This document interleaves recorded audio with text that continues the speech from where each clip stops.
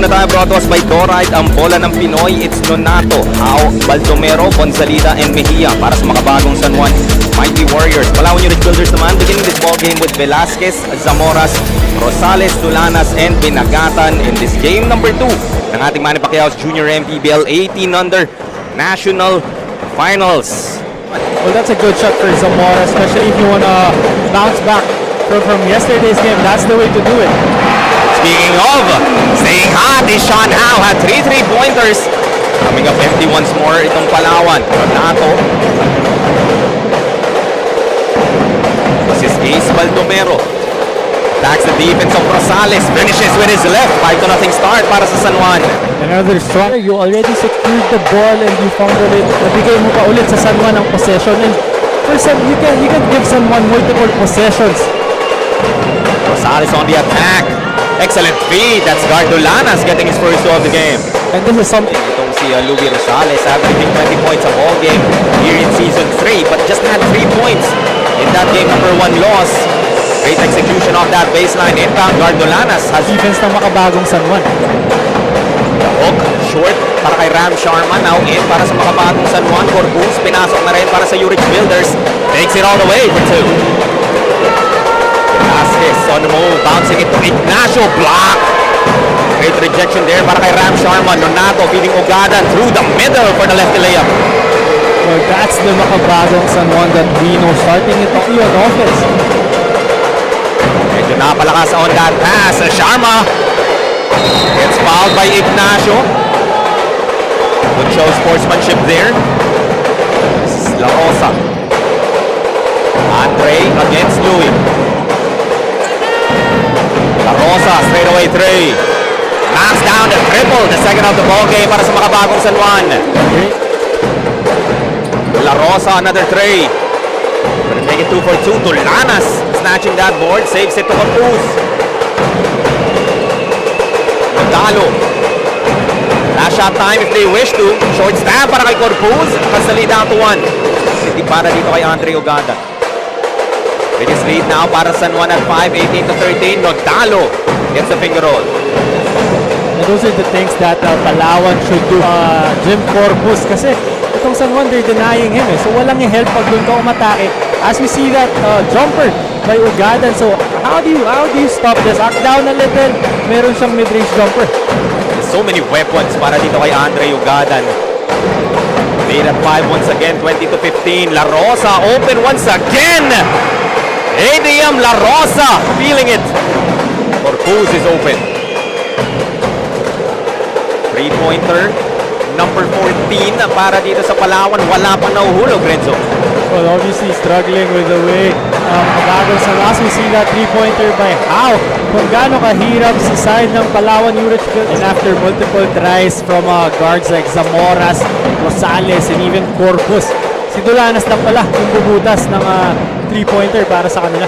Ronaldo though will answer with that elbow jumper.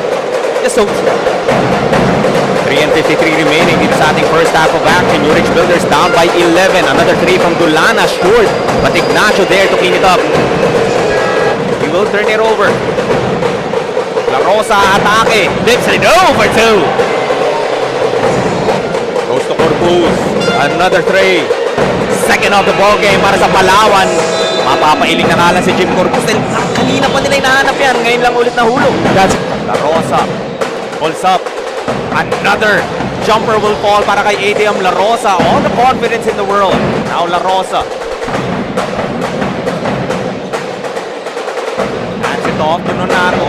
Ugadan will try for 3. And knocks it down. Andre Ugadan showing us the range. Beat up to 8. 41-33. La Rosa na naman.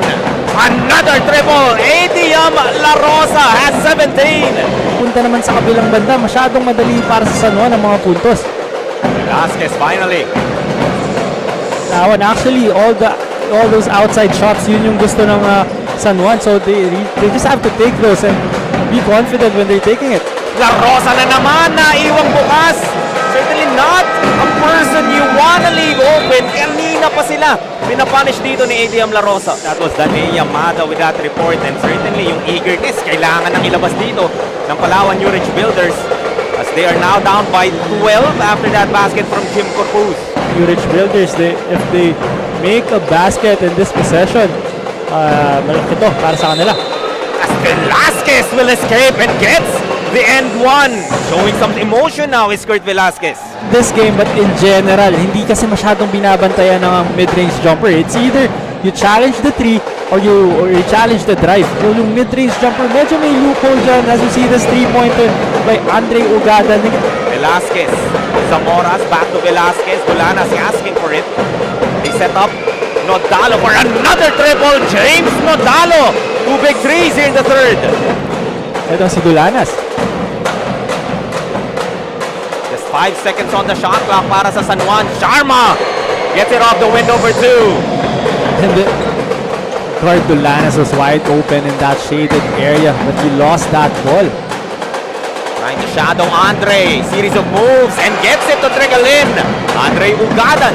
Guard Dulanas was broken down on defense by Andre Ugadan.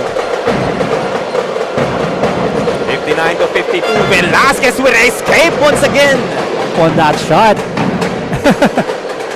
Usually, yun na yung panira na para kay Louie Rosales. And speaking of panira, La Rosa! Tuloy ang aboy para kay Adrian. Now it's 23.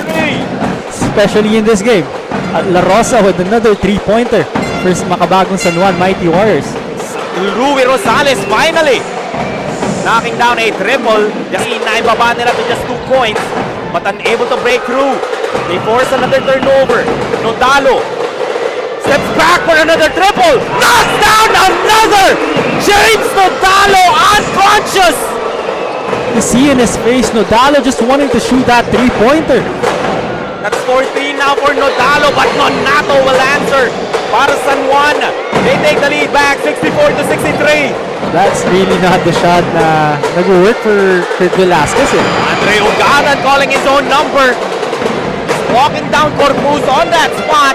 Para dito kay Nodalo. I know he just made a couple of big shots, but again, with the defense right in front of you, and these are the consequences if you take a bad shot or you commit a turnover against makabagong San Juan. Ugadan. It's Yuto. Short of the layup. Just 7 seconds remaining though. Abante pa rin ng 6 ang San Juan. Corpus! Making it interesting. Knocks down the triple with just 4 seconds remaining. Yes, Ugadan, Howe, Sharma, and Nonato with him. La Rosa looking for a friend. Able to find Ugadan, and there's the foul. This guy has been very consistent. He's the biggest performer for To mount that comeback. well, just the composure of Andre Ugada, no? Kaya nang sabi mo kanina, after that big run by Palawan Urich Builders, getting that lead, but Trying to go for that alley-oop, but it is Andre Ugadan getting another stop.